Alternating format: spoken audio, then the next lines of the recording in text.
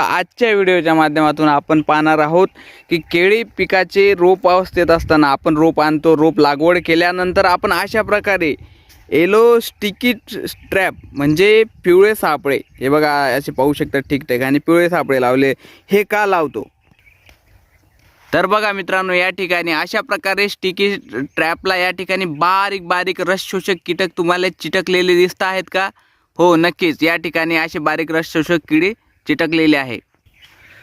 असे बरेच रस शोषक कीटक असतात, पण यामध्ये खासकर व्हाईट फ्लाय जी असते मित्रांनो, व्हाईट फ्लाय ही केळी रोप अवस्थेत लहान अवस्थेत असताना केळीच्या पानांना चावून या ठिकाणी केळीच्या पानांवर व्हायरसजनित विष्ठा किंवा द्रव सोडत असते. त्यामुळे आपल्या केळी पिका जास्त प्रमाणात व्हाईट फ्लायनी चावल्यानंतर अशा प्रकारे पाने वागतात. याच्यासाठी सुरक्षात्मक म्हणून येलो स्टिकी ट्रॅप लावलेले असतात. येलो स्टिकी ट्रॅप हे पिवळे सापळे तुम्ही घरीसुद्धा बनवू शकतात. फक्त पिवळ्या कलरचा असला पाहिजे आणि पिवळ्या कलरवर आपण ऑइल किंवा चिकटणारा पदार्थ चिटकवून असा स्ट्रॅप बनवू शकतो, जेणेकरून आपल्या रोप अवस्थेत असलेल्या केळीला रस शोषक किडींचा प्रादुर्भाव होणार नाही आणि विषाणूजन्य काही रोग केळींवर येणार नाहीत.